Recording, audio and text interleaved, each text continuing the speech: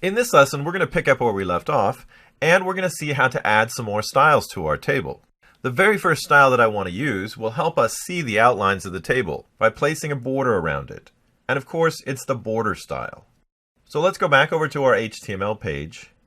And up here at the top, let's add in a style tag so we can start building our style rules.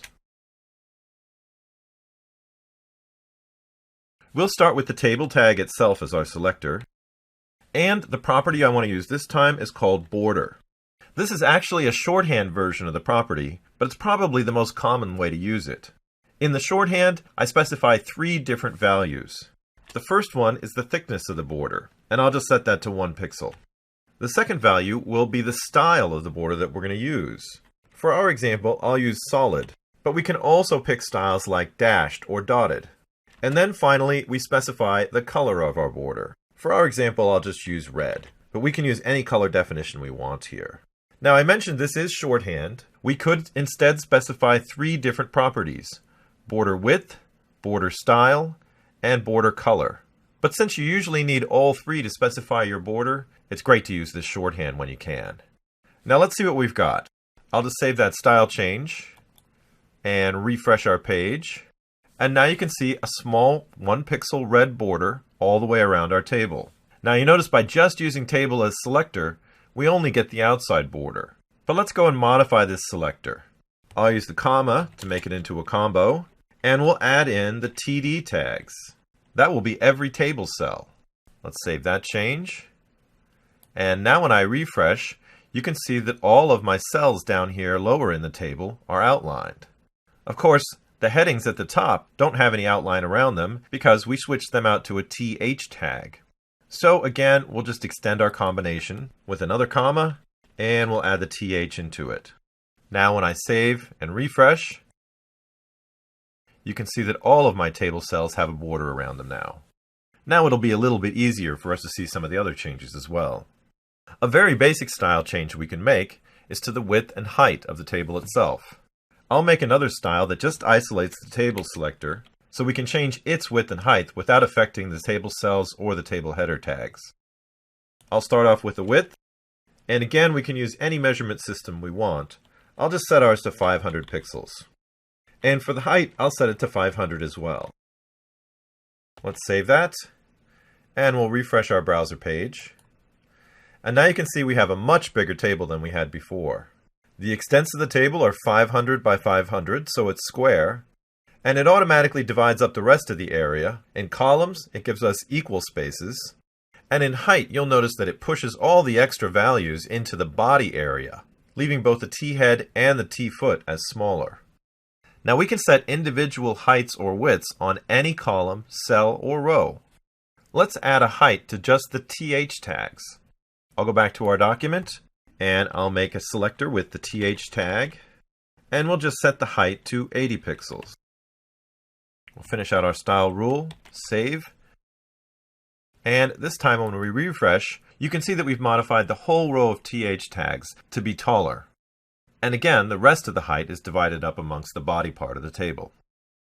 We can also set up height and width on an individual cell, and it's interesting to see how the table responds. So let's just go make a change to our document, and I'll go to the second column here of our header, and I'll just add a class to it. I'll set the value equal to small dash column. And then we can build a style for that class up here. We'll use dot and the class name. And here I'll set a width of 50 pixels. I'll save that change. And this time when we refresh the browser, you can see that that particular column is much smaller, and the extra space has been divided between the other 2 columns. Generally, when working with tables, when you set the row or height of a single cell, it'll carry that value all the way through the table if it can. And since I don't have any width set on the lower 2 items, they inherit the width from the top row. Be careful if you start adding too many widths and heights to the columns, because it can be difficult to figure out what the table's going to do.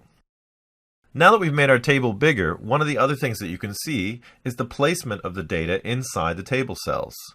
As I said before, a T-head tag automatically centers the data, but the default alignment for our normal TD tags is left aligned. We can also see that there's a vertical alignment going on. With all of our table cells, the default vertical alignment is middle. So each one of our data elements is hanging right in the middle of the block. Let's see how we can modify those. I'll use a TD selector to specify all of our table cells. And first, let's modify the horizontal alignment. For that, we just use our normal text align property, the same one we use with paragraphs. I'll set all of ours to right aligned. Now, tables are fairly unique in that we're allowed to modify the vertical alignment as well. As I said before, the default vertical alignment is middle.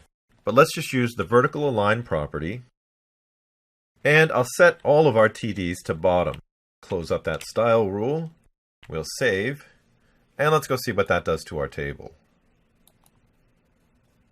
Now we can see that all the contents of our data cells have been pushed down to the bottom of the cell and over to the right.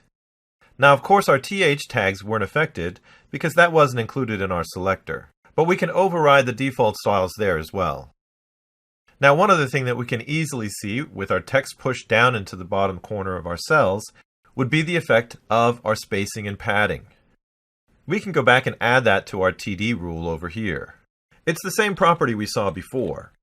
And like before, we can either use the shorthand or any of the individual properties to affect each side.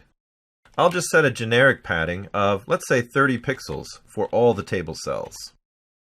Let's save and refresh our page. And there you can see that the data is still down in the bottom right corner, but now it's 30 pixels away from each edge. It's interesting to note that we set padding on all the TDs, but not on the THs. So this padding down here in these two cells pushed out the sides, but we still have wrapped text, because the 50 pixel limit isn't quite enough for the text to stretch completely out. But since our table cell up here doesn't have any padding, the text is unwrapped to stretch out to a single line. Again, we could change the padding on our TH cells just as easily. But there's one more spacing issue that I want to take a look at first. You might have noticed that with our borders on the table cells, we have a tiny space here in between each cell. Well, that's handled with another property. I'll go back up to the style rule we created for the table tag, and we'll add in a new property, border-spacing. Tables are basically the only elements that are going to have this property, because of the way the parts stack together. As we saw earlier, there's a default spacing, but I could increase it here by setting it to 10 pixels. When we refresh our page, you can see that that's dramatically increased the size of the spacing. And you can see that we not only have spacing between the items themselves, but also between the cells and the table border. Unless you wanted to create a gutter inside your tables, the most common setting for this is actually setting it down to 0. And that'll eliminate the spacing altogether. I'll save that change. And when we come back and refresh, you can see that all of our borders are compressed down to just a thin line. Now, the last thing I want to look at with styles is making use of those grouping tags that we built for HTML5. I'll add some tags that change the backgrounds. So we'll start with the T head, and I'll change the background color there to light blue.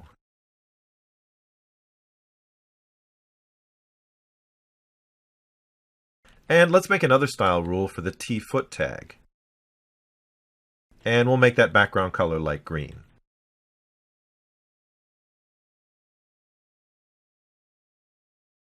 When we save that change and go back out to the browser, you can see that that easily lets us identify and style both the head and the foot elements, and of course we could use the T-body tag as well if we needed to. Well, that covers the basic styles that we'll be using on tables. In our next lesson, it's time to go back to the website project and we'll set up the coffee drinks page.